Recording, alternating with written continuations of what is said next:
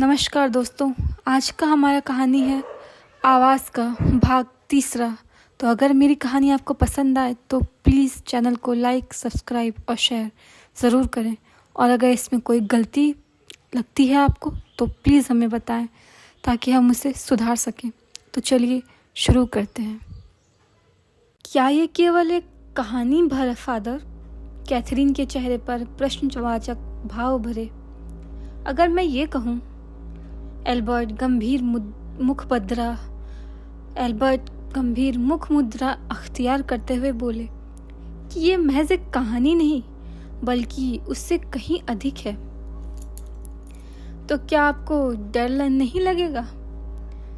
क्या आपको ये नहीं लगेगा कि आपको भावी खतरों से आगाह करने वाली वह आवाज़ नरक की आवाज़ भी हो सकती है? थियोस को भविष्य बताने वाली वो बुरी शक्तियां भी तो एक आवाज़ बनकर ही उसके जहन में फुसफुसाती थी, जैसे आपके जहन में वह रहस्यमयी आवाज़ फुसफुसाती है। कैथरीन का हलक सूख गया। उसने शुष्क अधरों पर जुबान फेरते हुए कहा, यानी मेरे इर्द गिर्द डार्क एनर्जीज हैं? शायद, वरना आवाज़ आपको ही क्यों सुनाई देती, आपकी रूममेट को क्यों नहीं? कहते हुए एल्बर्ट ने एक नज़र बिस्तर पर डाली, जहां ट्रे पर रखा अखबार अब अपनी जगह से पूरी तरह सरक चुका था और उसमें से 2 सैंडविच गायब हो चुके थे। पानी की बोतल भी बिस्तर पर नहीं थी। कैथरीन के पास कहने के लिए कुछ नहीं था। अब वह डरने लगी थी। हालांकि वह आवाज़ अच्छी या बुरी जो भी थी, अब नहीं थी, लेकिन क्या ये उसके लिए हितकर था? उसने जो टास्क दिया था उसका क्या? उसके दिए हुए काम पर से ध्यान हटाने का नतीजा ये निकला था कि उसे क्लास में मौत का दूत नजर आ गया था। तो जब वह उसके दिए हुए काम को पूरा करने से मना कर देगी तब क्या होगा? लेकिन फादर, प्रत्यक्ष में कैथरीन ने बदहवास लहजे में कहा, अगर वह आवाज़ कोई ईवल एंटिटी हुई तो उसमें मेरी क्या गलती है? मैंने थियोस की तरह कभी किसी से अपना फ्यूचर जानने की कोशिश नहीं की। उस आवाज़ ने खुद मुझे चुना। क्यों चुना मैं नहीं जानती। डोंट वरी, इसमें आपकी गलती नहीं है, इसीलिए तो चीज़ें आपके साथ हैं। कहते कहते एल्बर्ट की दृष्टि कैथरीन के गले पर पड़ी और वे हौले से चौंक पड़े। हमारे दिए हुए क्रूसीफिक्स को आपने अभी तक गले में नहीं डाला? सॉरी फादर, मैं भूल गई, कैथरीन ने सकपकाते हुए कहा। गॉड पर हमारा फेथ जितना ज़रूरी है उतना ही ज़रूरी ये भी है कि हम उस फेथ को लोगों के सामने रखें। कोई इंसान ईश्वर का है या नहीं, शैतान इस बात का अंदाज़ा यही देखकर लगाता है कि वह अपने निष्ठा लोगों के बीच रखा है या नहीं।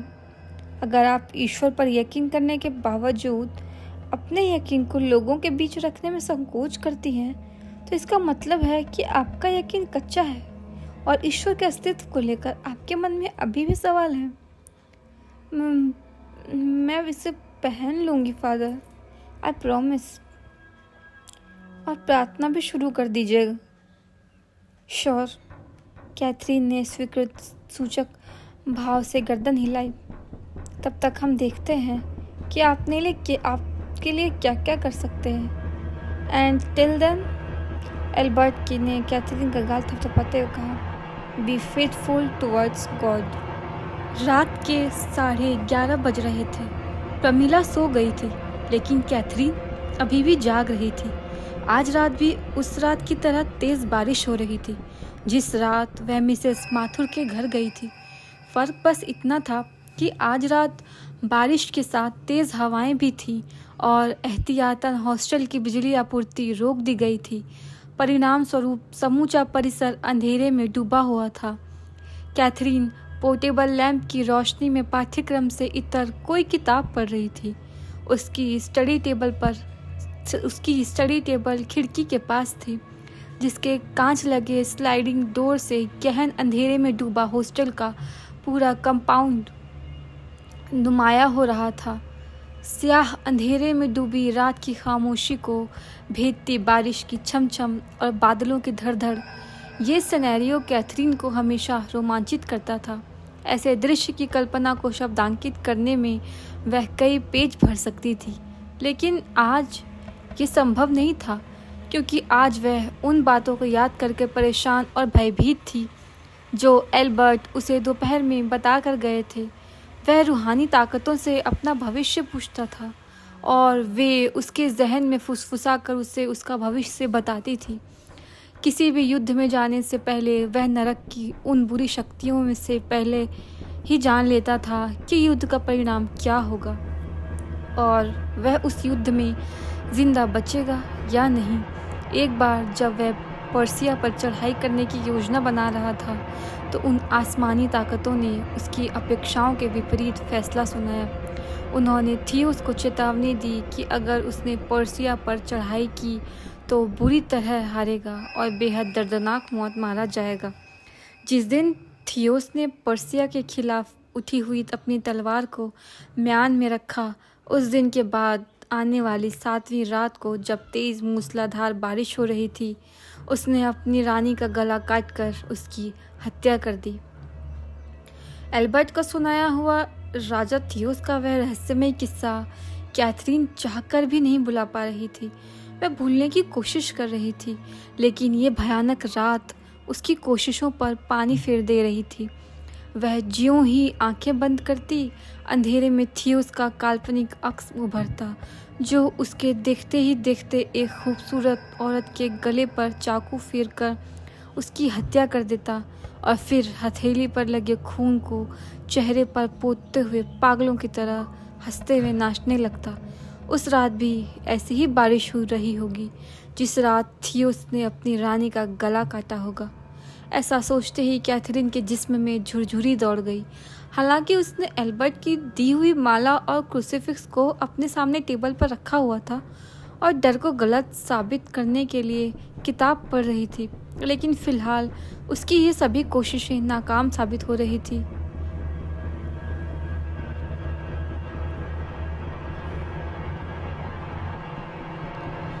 उसने गर्दन घुमाकर प्रमीला की ओर देखा।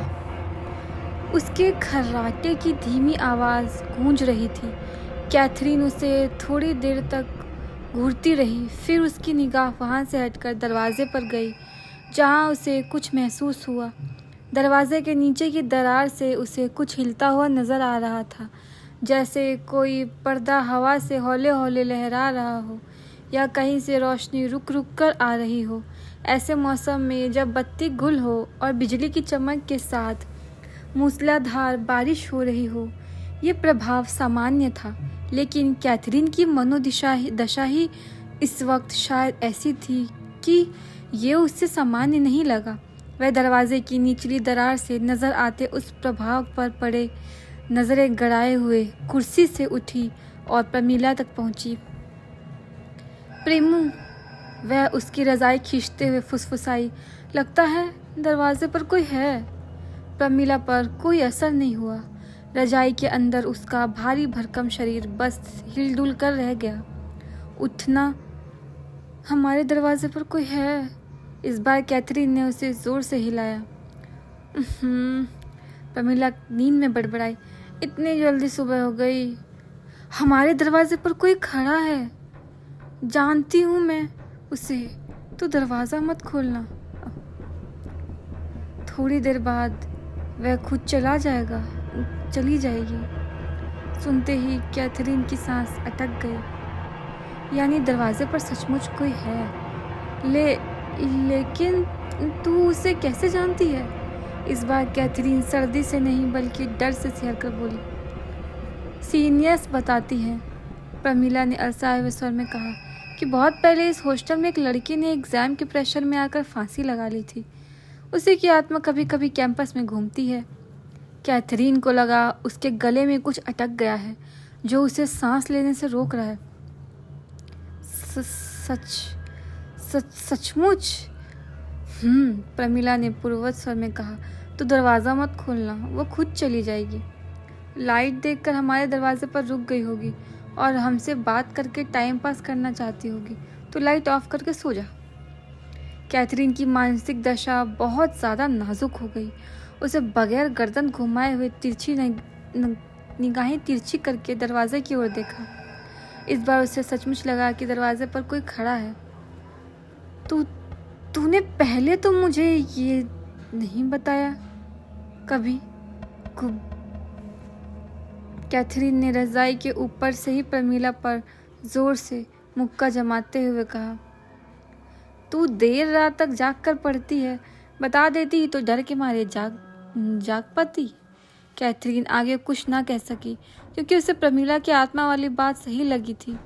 प्रमीला का सीनियर सेकेंडरी वालियों से काफ़ी मेल मिलाप था और वह उसके कई पर्सनल काम कर दिया करती थी। बदले में वे भी उस पर अपना आशीर्वाद बनाए रखती थी और उसे अक्सर अपनी रूम पार्टी तथा नाइट आउट में बुलाती थी। कैथरीन इन सबसे दूर थी।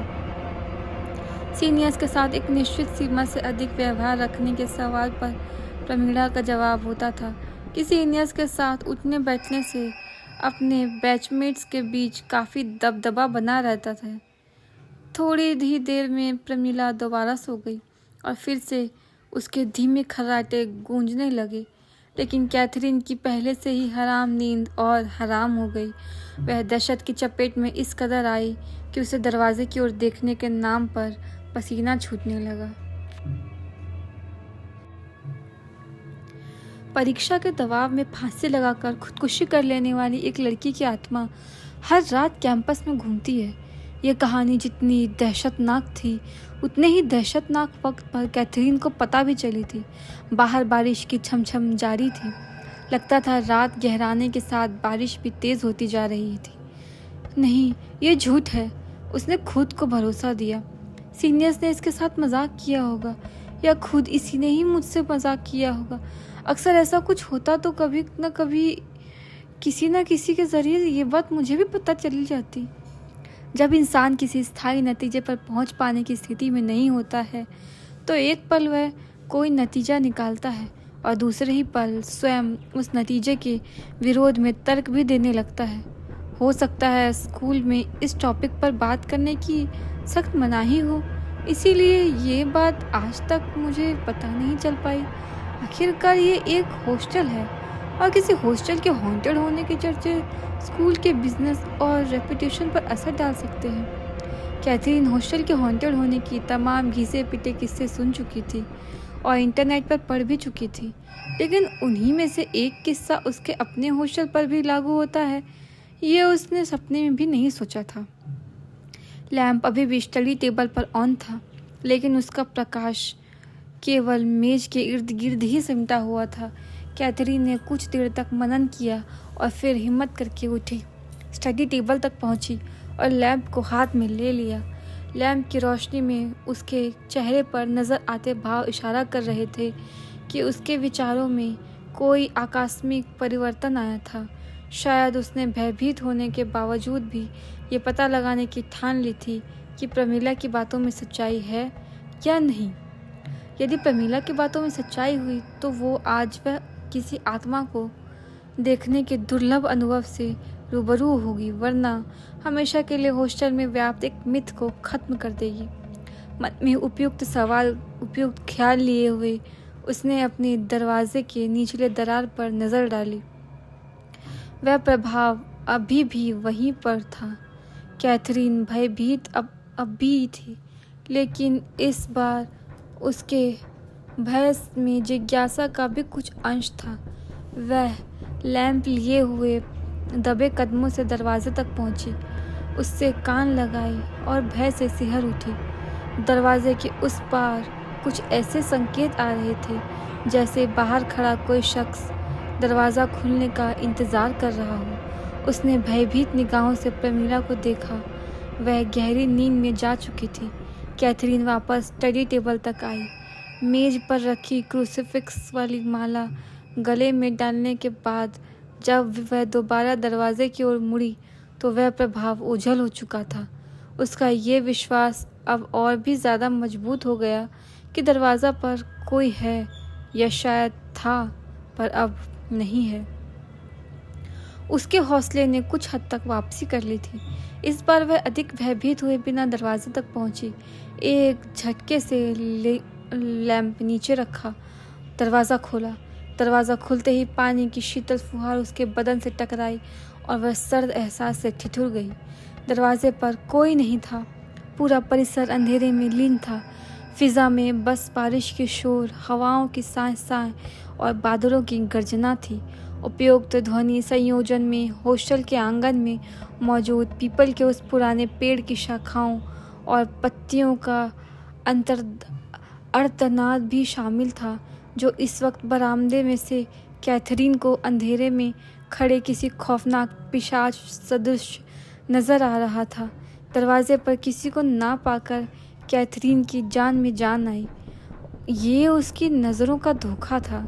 ऐसा सोचकर वह दरवाज़ा बंद करने ही वाली थी कि कुछ विचार करके उसने अपना एक पैर चौखट पर ही रखते हुए दूसरा पैर बरामदे में रखा। लैंप की रोशनी में उसने बाईं ओर देखा। बरामदा वीरान था। एक परिंदा तक नहीं था वहाँ। आश्वस्त होने के बाद उसने दाईं ओर रोशनी डाली और यही वो पल था जब वह दहशत से जड़ होकर रह गई और लैंप उसके हाथ से छूटकर गिर पड़ी। उससे 10 कदमों के फासले पर कोई साया, जिसकी पीठ उसकी ओर थी। पहनावे से वह कोई लड़की, शायद महिला लग रही थी। वह धीमे से आगे बढ़ रही थी, लेकिन अपने पीछे लैंप गिरने की ध्वनि सुनकर फिलहाल ठिठक गई थी। कैथरीन की उस वक्त जान निकल गई जब उसे महिला की गर्दन में हरकत होती दिखाई दी। वह बगैर कोई आवाज़ किए हुए गले से लटक रहे क्रूसीफिक्स को मुट्ठी में भींचे हुए और सांस रोकते हुए उस औरत को अपनी मुड़ते हुए देखने लगी। लेकिन औरत ने ज्यों ही अपना चेहरा उसकी ओर घुमाया, एक क्षण के लिए भी उसकी आंखें खुली ना रख सकी। महिला का चेहरा बर्फ की मानिंद सफ़ेद था और आंखें पथराई हुई थी, मानो किसी लाश की आंखें हों। उसकी पलकों में कंपन नहीं थी।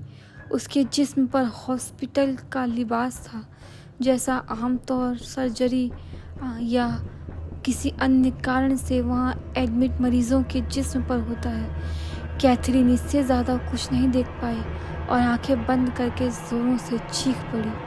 उसकी चीख पर हंगामा मच गया। प्रमीला उछलकर रजाई से बाहर आ गई और इसी के साथ आसपास के कमरे की लड़कियां भी जाग गई। चिल्लाकर लोगों की नींद क्यों खराब कर रही है? पटक के लगाऊं क्या 10-20 लात? बगल के कमरे की एक सीनियर दरवाजे पर प्रकट होकर गुर्राई। कैथरीन ने धीरे धीरे आंखें खोली। वहाँ अब कोई नहीं था, जहाँ थोड़ी देर पहले एक औरत थी। अब तक प्रमीला भी उस तक आ चुकी थी। क्या हुआ कैथू? तू चिल्लाई क्यों? वहाँ कोई था। कैथरीन ने हाँफते हुए अभिष्ट दिशा में संकेत किया, जिसका जिस्म पसीना पसीने हो रहा था। प्रमीला ने उक्त दिशा में देखा और फिर दरवाजे पर खड़े होकर लाल पीली हो रही उस सीनियर लड़की को। सॉरी दीदी, ये डर गई थी। उस लड़की को साफ सफाई पेश करने के बाद प्रमीला ने कैथरीन को कोहनी मारते हुए कहा, सॉरी बोल दीदी को। परंपरा के मुताबिक कैथरीन ने शाही अंदाज में धड़ को पैर के घुटने तक झुकाकर सॉरी का भाव प्रकट किया। क्या हुआ? अंदर से उस लड़की की रूममेट ने पूछा। कुछ नहीं यार, अपनी प्रेमों की रूममेट है। डर गई थी साली। मुझे तो लगा आज इसकी बाहर आई हुई उस लड़की ने अंदर होकर दरवाज़ा बंद करते हुए आगे कुछ ऐसा कहा कि कैथरीन शर्म से लाल हो गई। कितनी बेहुदी है 12th की लड़कियाँ। जूनियर से बात करने की तमीज़ नहीं है इन्हें। कैथरीन ने आग बबूला होकर कहा। कुछ पल के लिए वह अपना डर भी भूल गई। तू पहले अब अंदर आ, तमीज़ की नानी। प्रमीला ने ज़मीन पर पड़ा लैंप उठाया, कैथरीन को खींचकर कमरे के अंदर किया और दरवाजे का लैंच चढ़ाते हुए बोली, अगर मैं सीनियर से व्यवहार बनाकर ना रहती तो आज कम से कम एक थप्पड़ तो पड़ा ही था तुझे। कैथरीन बगैर कुछ बोले बिस्तर पर बैठकर लंबी लंबी सांसें लेने लगी। दरवाज़ा बंद करने के बाद प्रमीला भी उसके बगल में बैठ गई। वहाँ सच में कोई था प्रेमू। आई स्वेयर वह किसी डेड बॉडी की तरह चल रही थी। there's no any signs of life in her eyes. मना किया था ना मैंने तुझे बाहर निकलने को। प्रमीला ने उसे काट खाने वाले अंदाज में घूरा। फिर भी तू निकली। तुझे दिन में लोगों के सामने जब हेलुसिनेशन हो सकता है तो ऐसी टेरिबल सिचुएशन में तो पक्का होना था। ये हेलुसिनेशन नहीं था यार, मेरा यकीन तो कर। मैंने देखा उसे। किसे देखा तूने? उस लड़की को जिसके बारे में तूने कहा था कि उसने खुद को हैंग कर लिया था। प्रमीला एक गहरी सांस लेकर पहले बगले झांकी, फिर कैथरीन को घूरते हुए बोली, मैंने तुझसे झूठ कहा था कि हमारे हॉस्टल में कोई लड़की हैंग हुई थी। जो झूठ कहा था? कैथरीन अवाक रह गई। हाँ, ताकि तू चुपचाप सो जाए और मेरा सिर ना खाए। तो फिर वो कौन थी? कैथरीन को काटो तो खून नहीं, कोई नहीं थी। मैंने जो लंबी लंबी फेंकी थी उसी का असर हुआ था तुझ पर। कैथरीन ने जो कुछ देखा था उसे वहम मानने को तैयार नहीं थी, लेकिन प्रमीला ने उसकी एक न सुनी और उसे ज़बरदस्ती लिहाफ में घुसने पर मजबूर कर दिया। दिन के 12 बज रहे थे और सेंट ऑगस्टिन कॉन्वेंट स्कूल के बच्चों की रग रग में उत्साह की उफनती हुई लहर दौड़ रही थी। ऐसा होना स्वाभाविक भी था, क्योंकि आज स्कूल के सिल्वर जुबली ईयर के ग्रैंड फंक्शन का इनॉग्रेशन डे था।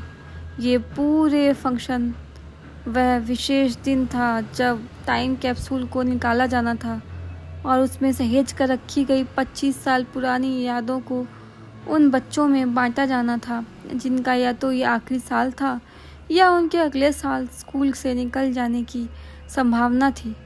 यानी कि उस अनोखी यादों पर पहला हक 10वीं और 12वीं के छात्रों का था, फिर किसी और का। पिछली रात हुई बारिश के कारण गीले हुए प्लेग्राउंड को प्रोग्राम के लिए अनुकूल बनाने में थोड़ा अतिरिक्त वक्त लग गया था, इसीलिए प्रोग्राम तयशुदा वक्त से 2 घंटे से देर से शुरू हुआ था। किंतु प्रकृति की ओर से शुभ संकेत ये था कि आज मौसम बिल्कुल साफ था। टाइम कैप्सूल का चेंबर, जो आज के आकर्षण का मुख्य केंद्र था, स्कूल की बिल्डिंग के मेन एंट्रेंस तक जाने वाले जीने के ठीक पहले बना हुआ था। उसके गोलाकार मुहाने पर स्टील का एक मजबूत और खूबसूरत नक्काशीदार ढक्कन था, जिसे नंबर लॉक के जरिए लॉक किया गया था। प्रथम दृश्य वह कोई मेन होल नजर आता था, लेकिन अगले ही क्षण उसके ढक्कन की खूबसूरती लोगों को सहज ही अपनी विशिष्टता को काबूद करा देती थी। स्कूल के प्लेग्राउंड में छात्रों के बैठने की व्यवस्था क्लास वाइज थी। छात्रों के हुजूम में प्रमीला भी थी, जो फिलहाल इधर उधर नज़र घुमाते हुए कैथरीन को ढूंढ रही थी। कैथरीन थोड़ी देर पहले तक उसके बगल वाले चेयर पर ही थी, लेकिन फिर उसका ध्यान स्कूल के फाउंडर के स्पीच पर चला गया था और जब उसने दोबारा अपने बगल में देखा तो उसकी सहेली नदारत थी। जब से कैथरीन को मैथ्स के क्लास में हेलुसिनेशन हुआ था, तब से प्रमीला को उसकी फिक्र होने लगी थी। कल रात घटी घटना के बाद कैथरीन के प्रति उसकी ये फिक्र और भी बढ़ गई थी। तुम में से किसी ने कैथू को देखा? प्रमीला ने वहाँ मौजूद अन्य क्लासमेट से पूछा। थोड़ी देर पहले ही यहाँ से खड़ी हुई थी, आई थिंक वॉशरूम गई होगी, एक लड़की ने कहा। अपसेट लग रही थी। नहीं तो? लड़की ने कंधे उचकाए। ठीक ही तो थी। प्रमीला को ना जाने क्यों कुछ ठीक नहीं लगा। वह कैथरीन को अकेले छोड़ने में डरने लगी थी, इसीलिए किसी की परवाह किए बिना वह अपनी जगह से उठ खड़ी हुई। उसकी इस अप्रत्याशित हरकत पर थोड़ी ही दूर पर प्रोग्राम के दौरान अनुशासन बनाए रखने की कार्य पर नियुक्त एक वॉलेंटियर ने, जो 12वीं का कोई छात्र था, चेहरे पर सख्त नागवारी का भाव लिए हुए उसकी ओर देखा, मगर प्रमीला ने उस पर ध्यान नहीं दिया। वह लगभग दौड़ते वॉशरूम पहुंची, लेकिन वॉशरूम खाली था। कहाँ चली गई? प्रमीला कैथरीन के बारे में जानती थी कि अंतर्मुखी स्वभाव होने के कारण वह भीड़ में खुद को असहज पाती थी, इसीलिए अगर वह वॉशरूम नहीं आई थी तो अब केवल एक ही जगह ऐसी थी जहाँ वह जा सकती थी। प्रमीला अविलंब वहाँ से बाहर निकली और फर्स्ट फ्लोर पर जाने वाले जीने की ओर दौड़ पड़ी, क्योंकि लाइब्रेरी फर्स्ट फ्लोर पर ही थी। दौड़ते हुए जब वह लाइब्रेरी में दाखिल हुई तो उसकी जान में जान आई। थैंक गॉड यार, उसने दोनों हाथ कमर पर रखकर हाँफते हुए कहा। तू यहाँ है और मैं तुझे ढूंढने के चक्कर में कैंपस का चक्कर लगा रही हूँ। बता कर तो आ सकती थी ना कि तू जिन्नों और परियों से मिलने जा रही है। लाइब्रेरी में सन्नाटा था और कैथरीन के अलावा वहाँ इक्का दुक्का छात्र ही दिखाई दे रहे थे। कैथरीन ने मेज पर किताब खोल रखी थी, जो प्रमिला के अनुसार उसके मोस्ट फेवरेट अलिफ लैला रही होगी, लेकिन फिलहाल उसकी निगाहें किताब के पन्नों पर न होकर शून्य में टंगी हुई थी। प्रमिला लंबे लंबे डग भरते हुए उसके पास पहुंची। डॉक्टर विश्वास सक्सेना के सामने खड़ी नर्स के चेहरे पर दहशत और क्रोध का मिला जुला भाव काबिज था, जबकि उसकी निगाहें उस एंड्रॉयड हैंडसेट के डिस्प्ले पर थी जिसे नर्स ने थोड़ी देर पहले ही उन्हें ये कहते हुए थमाया था। शायद आपको मेरी बातों पर यकीन नहीं होगा, इसीलिए मैं बतौर सबूत फ़ोटो निकाल लाई, ये देखिए। और जिज्ञासा के वशीभूत होकर डॉक्टर विश्वास ने एक भी पल गवाए बिना और उसके सेलफोन को थाम लिया। उस क्षण से लेकर अब तक उसकी निगाहें एक पल के लिए भी डिस्प्ले से नहीं हटी थी। वे सेलफोन की गैलरी में मौजूद उस खास तस्वीर को जूम करके भिन्न भिन्न कोणों से देख रहे थे, जो नर्स के अनुसार किसी अविश्वसनीय घटना का सबसे पुख्ता सबूत था। तस्वीर किसी जन्ना कलाई की थी, जिस पर शिकंजे जैसा अजीबोगरीब निशान नजर आ रहा था। निशान ऐसा था जैसे किसी ने उस महिला की कलाई को इतनी सख्ती से पकड़ रखकर छोड़ा हो कि उसके छोड़ने के बाद भी वहां निशान बरकरार रह गया हो। What nonsense is this? चकरा कर डॉक्टर विश्वास ने सेलफोन को टेबल पर पटक दिया। He can't move even a single inch. तो मैंने कब कहा सर कि वो हिली थी? वो तो अपनी जगह पर जड़ थी, हमेशा की तरह। मेरा सवाल तो ये है कि उसकी कलाई पर ये निशान कहाँ से आया? इससे भी बड़ा और भयानक सवाल तो ये है कि वो आईपी वार्ड में पिछले 5 दिनों से बांसुरी की मातमी धुन कहाँ से आ रही है? नर्स के लहजे में डर और गुस्सा दोनों का अनुपात समान था। बोर्ड ऑफ एडमिनिस्ट्रेशन ने उस मैटर की इंटरनल इन्वेस्टिगेशन करा रहा है। क्या तुम चाहती हो कि हम बिना कोई पड़ताल किए ही उस वीआईपी वार्ड को हॉन्टेड घोषित कर दें? तब तुम्हें लगेगा कि हम तुम्हारी बातों पर एक्शन ले रहे हैं। डॉक्टर विश्वास ने मेज़ पर मुक्का मारते हुए तेज स्वर में कहा। आप चिल्ला नहीं सकते सर। नर्स भी तैश में आ गई, लेकिन फिर भी उसने दबे स्वर में कहा, ताकि आवाज़ कैबिन से बाहर ना जा सके। आप चिल्लाएंगे तो मैं भी चिल्लाऊंगी, और जब मैं चिल्लाऊंगी तो पूरा शिमला सुनेगा। Do you understand? पूरा शिमला सुनेगा मेरी चीख को। कहने के बाद नर्स पूरी तरह हाँफने लगी। उसकी भाव भंगिमाओं से लग रहा था कि उसने जो कुछ उगला वह लंबे वक्त से उसके भीतर मथ रहा था। डॉक्टर भी तुरंत कोई प्रतिवाद ना कर सके और अगल बगल देखते हुए अपने चेहरे पर नजर आती उस विवशता को छिपाने की कोशिश करने लगे, जिसके कारण वह उस साधारण सी नर्स की इस बदतमीजी का कोई माकूल जवाब नहीं दे सकते थे। आप कह रहे हैं कि इंटरनल इंक्वायरी चल रही है। डॉक्टर को खामोश पाकर नर्स पर वही फितूर फिर से सवार हो गए और वह तर्जनी उंगली से मेज को ठकठकाते हुए हिस्टीरियाई अंदाज में धीमे लेकिन सख्त स्वर में बोली, तो फिर पिछले 6 दिनों में किसी ने उस वार्ड में आकर ये जानने की कोशिश क्यों नहीं की कि आधी रात होते ही बांसुरी की मातमी धुन के रूप में वहाँ मौत क्यों सिसकने लगती है? डॉक्टर विश्वास खामोश। केवल मैं जानती हूँ सर जी। इस बार नर्स ने अपने लहजे को सामान्य रखने की कोशिश करते हुए कहा कि सन्नाटे में डूबे उस वीआईपी वार्ड में जब वह धुन गूंजती है तो कलेजा किस तरह सहम उठता है।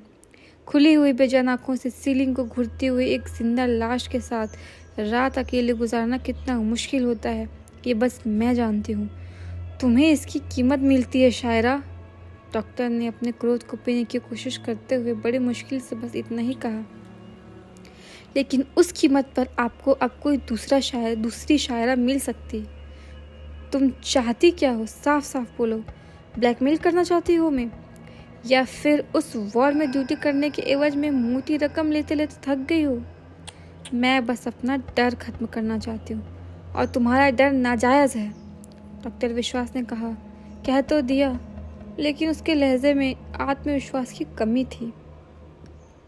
तो क्या ये तस्वीर भी नाजायज़ है डॉक्टर साहब, जो मैंने कल रात ही ली थी? बांसुरी की धुन जो कावेरी ने भी सुनी और स्पेशल वार्ड के कुछ पेशेंट और उनके अटेंडेंट्स ने भी, क्या वो भी नाजायज़ है? डॉक्टर विश्वास समझ गए कि शायरा अपनी जिद पर अड़ी रहने वाली है, इसीलिए उन्होंने बहस को लंबा खींचने के बजाय समर्पण कर देना बेहतर समझा। देखो शायरा, इस बार उन्होंने नर्म स्वर में और समझाने वाले लहजे में कहा, तुम्हारी हालत में समझ सकता हूँ। उस वार्ड में जो अनुभव तुम्हें हुए हैं उन्हें नज़रअंदाज नहीं किया जा सकता। एक जिंदा लाश के साथ रात अकेले गुजारने वाले किसी भी शख्स को ऐसी बातें डरा सकती है, उसे खौफज़दा कर सकती है, लेकिन ये एक सिस्टम है और किसी भी सिस्टम में कोई काम करने का एक प्रोसीजर होता है जो हर किसी को फॉलो करना पड़ता है। ये बात तुम जानती हो। मैं बस इतना जानती हूँ कि पिछले 6 दिनों से किसी ने मेरे डर को दूर करने की कोशिश नहीं की है। या तो किसी को मेरी बातों पर यकीन नहीं है या कोई इसे ज़रूरी ही नहीं समझता। ऑल राइट, आज रात मैं उस पेशेंट को चेक करने वार्ड में आता हूँ। मैं बस आज रात और देखूंगी डॉक्टर, शायरा ने निर्णायक लहजे में कहा, जिसमें धमकी का भी अंश था। अगर आप आज नहीं आए तो कल मैं हॉस्पिटल नहीं आऊँगी। डॉक्टर विश्वास ने कहा कुछ नहीं, लेकिन शायरा को जलती निगाहों से घूरा ज़रूर। जब वह फैसला सुनाकर कैबिन से बाहर चली गई तो उन्होंने अपना सेलफोन बाहर निकाला। तुम्हारे लिए आज फिर एक ब्रेकिंग न्यूज़ है। रूम में दाखिल होते ही प्रमीला के कानों में जो आवाज़ सबसे पहले गई वह कैथरीन की सिसकी थी। वह खिड़की के पास खड़ी थी, हालांकि दरवाजे की ओर उसकी पीठ थी, लेकिन फिर भी प्रमीला भाप गई कि उसका चेहरा आंसुओं से भीगा है, क्योंकि उसके हाथ में थमा रुमाल निरंतर आंसू पोंछने के कारण दूर से ही गीला नजर आ रहा था। प्रमीला टाइम कैप्सूल में से निकले यादों के खजाने से अपने हिस्से में आए एक पीले रंग के लिफाफे को बिस्तर पर उछालते हुए कैथरीन के पास पहुंची और उसके दोनों कंधों पर हाथ रखकर उसका चेहरा अपनी ओर घुमाते हुए पूछी, तू रो रही है? यहाँ अकेले होने से इतना डर गई कि रोने लगी? कैथरीन ने अचानक प्रमीला को अपने सामने पाकर खुद को सामान्य दिखाने की कोशिश की, लेकिन फिर भी अपनी सिसकियों को नहीं रोक पाई। अब क्या हुआ? प्रमीला ने उसके आंसू पोंछते हुए पूछा।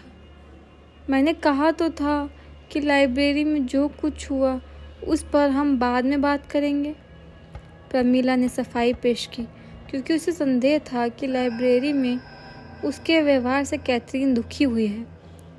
लोगों को लग रहा है कि मैं पागल हो रही हूँ, कैथरीन ने सिसकियों को संभालने की नाकाम कोशिश करते हुए कहा। मैंने जेकब को अपने दोस्तों से बात करते हुए सुना। मैथ्स के क्लास में जो कुछ हुआ था उसे इशू बनाकर वह उनसे कह रहा था कि there is a psycho in our class. उसने मुझ पर ये कागज़ भी उछाला। कैथरीन ने मेज़ पर पड़े एक कागज़ की ओर इशारा किया जो गेंद की शक्ल में मुड़ा तुड़ा था। प्रमीला ने उस कागज़ को उठाया, उसे खोला। कागज़ पर किसी न्यूरोसाइकाइट्रिस्ट का एड्रेस लिखा हुआ था। प्रमीला समझ गई कि वह एड्रेस महत्वहीन था। जेकब ने उसे कागज़ पर लिखकर कैथरीन की ओर सिर्फ इसीलिए उछाला था ताकि उस पर यह जाहिर कर सके कि उसे एक न्यूरोसाइकाइट्रिस्ट की ज़रूरत है। अब तू देख, प्रमीला ने आग बबूला होते कहा। सीनियर से कहकर मैं उसे कैसे घुटनों पर लाती हूँ। रहने दे, कैथरीन ने कहा। वह अब खुद को संयत कर चुकी थी। खुद तुझे भी तो यही लगता है कि I am looking hold on myself, कि I am losing hold on myself. तूने भी तो लाइब्रेरी में यही कहा था कि एक बार फिर मैं उन चीज़ों को हेलुसिनेट कर रही थी जो वहाँ थी ही नहीं। इमेजिनरी चीज़ों को कौन हेलुसिनेट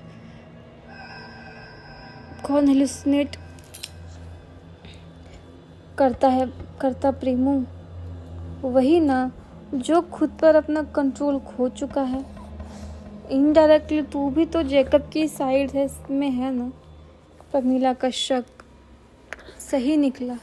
उसे यह समझते तनिक भी देर ना लगी कि कैथरीन को जेकब से कहीं ज़्यादा अपनी उस रूममेट से शिकायत थी जो उसके करीब होते हुए उसकी दशा को समझ नहीं पा रही थी और उसके साथ घट रही घटनाओं को बार बार हेलुसिनेशन कहकर उसका मजाक उड़ा रही थी।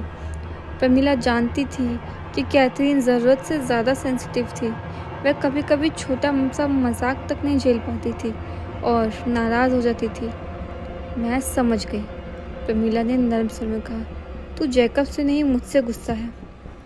प्रमीला कैथरीन का हाथ पकड़कर बेड तक आई, उसे बिठाया और खुद भी बैठ गई। चल अब आराम से बता कि लाइब्रेरी में एक्चुअल में क्या हुआ था। बुक पढ़ते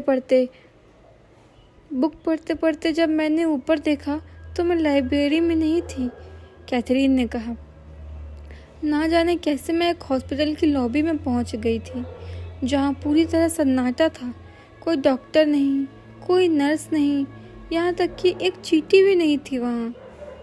उस लॉबी के दोनों ओर बने वार्ड्स ऐसे थे जैसे वहाँ स्पेशल पेशेंट को ही रखा जाता हो। वीआईपी वार्ड जैसी थी वो जगह। वहाँ के सन्नाटे से डरते हुए मैं इधर उधर देख ही रही थी कि अचानक वार्ड नंबर 13 का दरवाज़ा खुला और उसमें से एंजल ऑफ डेथ निकला। एंजल ऑफ डेथ का जिक्र करते हुए कैथरीन की निगाहें भय से फैल गई। प्रमीला भी रोमांचित हो उठी। उसने अपना हड्डियों वाला सफ़ेद चेहरा मेरी ओर घुमाया। कैथरीन ने आगे कहा। उसके चेहरे पर आँख, मुंह, नाक की जगह केवल बड़े बड़े सुराख थे जिसमें गहरा अंधेरा नजर आ रहा था। मैं इतना ज़्यादा डर गई कि उंगली तक नहीं हिला सकी।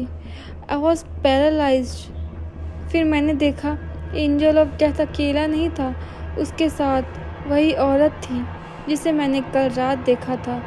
वह उसे उसके वार्ड से ले जा रहा था। वह मेरी ओर देख रही थी लेकिन मैं कुछ नहीं कर पा रही थी। फिर भी कोई मेरे कान में फुसफुसाया और सब कुछ गायब हो गया।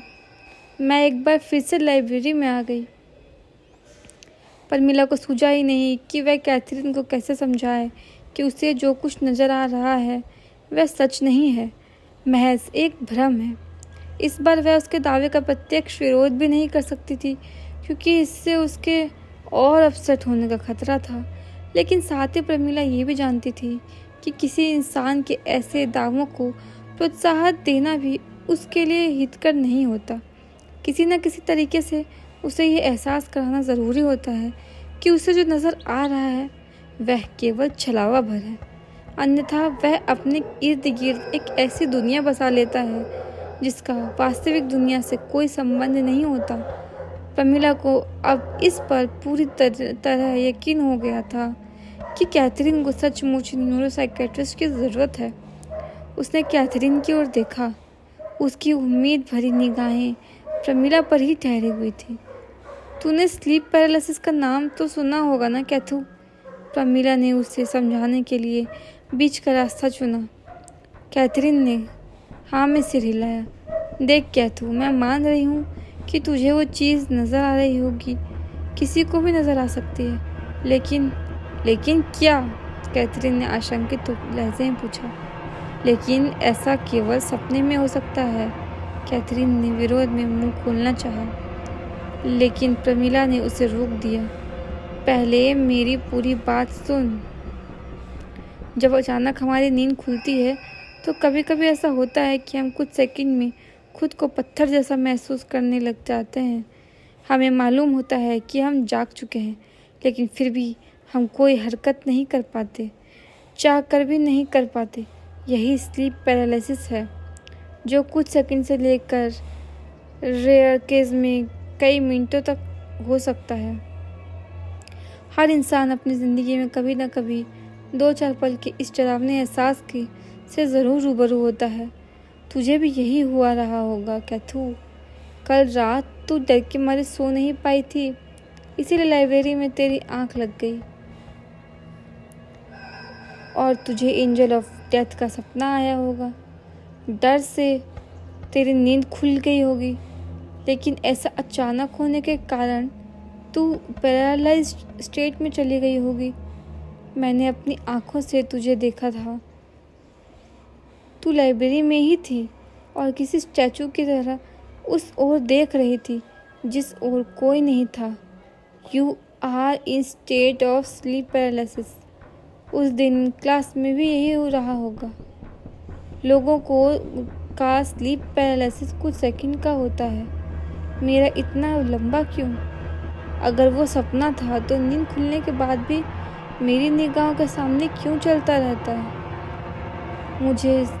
मेरे सपने में बार बार एंजल ऑफ डेथ ही क्यों दिखता है? कैथरीन ने प्रमिला के तर्क के आगे सवाल की श्रृंखला प्रस्तुत कर दी। आगे की कहानी के लिए सुने आवाज़ का भाग 4।